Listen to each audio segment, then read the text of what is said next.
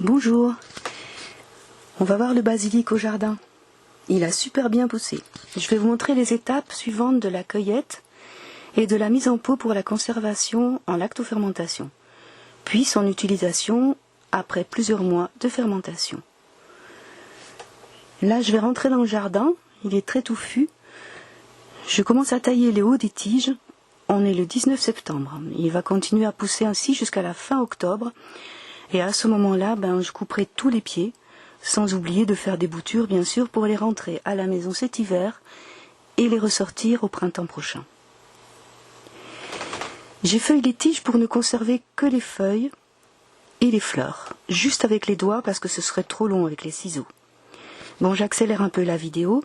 En vrai, ça dure plus longtemps, mais comme on ne le fait qu'une fois par an, on en profite quand même toute l'année. Voilà la cueillette. Et les tiges, je les conserve pour les infusions, rien ne se perd. Elles sèchent en quelques jours, elles se conservent ainsi au sec pendant tout l'hiver. En ce moment, je prépare tous les matins une belle tisane d'artémisia annua. Tiens, venez voir, elle commence à fleurir dans le jardin. Avec le basilic sacré, c'est délicieux. Il paraît que c'est délicieux pour le corps, pour l'esprit. En tout cas, ce qui est sûr, c'est que ça charme la digestion et ça fait du bien aux intestins. Bon là, on passe à la lacto. Donc, on tasse les feuilles et les fleurs de basilic avec quelques gousses d'ail et 3 piments rouges du jardin dans un pot style le parfait. C'est parfait. Là, c'est un pot d'1 litre. À vous de choisir le bon conditionnement selon la quantité de basilic à votre disposition. En tout cas, il faut que ce soit bien tassé au fond du pot. Ensuite, on va ajouter la saumure, 30 g de sel par litre, du sel marin non iodé, dilué donc dans 1 litre d'eau pure osmosée, ou l'eau du robinet bouillie et refroidie. C'est important, il faut que l'eau de saumure soit à température ambiante quand on la verse sur la préparation. Ensuite, on place un petit pot en verre, assez plat, style verre Bodega, facile à trouver partout, et il rentre pile poil dans les bocaux parfaits, le parfait. Il faut que les herbes aromatiques soient bien immergées et qu'elles ne remontent pas à la surface lors de la fermentation.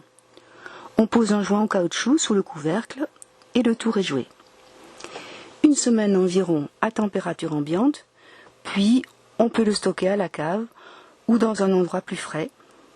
Cet hiver, ce sera facile si on est privé d'électricité. Bon, d'accord, c'est pas drôle.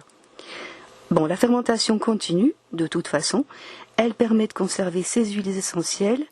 Les préparations se bonifient avec le temps, s'enrichissent en vitamines, enzymes et digestibilité. On va passer maintenant à la préparation du vinaigre après 6 mois minimum de fermentation. C'est le basilic de l'année dernière après 1 an de fermentation à la cave. On enlève le petit pot Bodega qui a servi de presse, se prélève environ 150 g de feuilles avec un peu de jus pour 1 litre de vinaigre de votre choix et on va mixer tout ça au blender. Ici, j'utilise du vinaigre maison de kombucha en fermentation depuis 6 mois environ. Il est très doux, plus doux que le vinaigre de cidre. Il est très parfumé et se marie parfaitement avec les saveurs du basilic. Là, vous pouvez voir la bête. La mère s'épaissit avec le temps et sert de protection à la macération.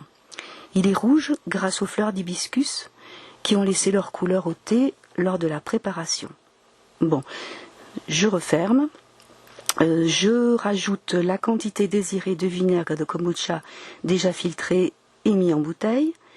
Et puis, on va passer au mixage, au blender, pendant environ 1 minute. Ensuite, on va répartir le vinaigre en bouteille, on referme. Il est prêt à l'emploi et il se conserve ainsi pendant plusieurs mois et il gagne en saveur avec le temps.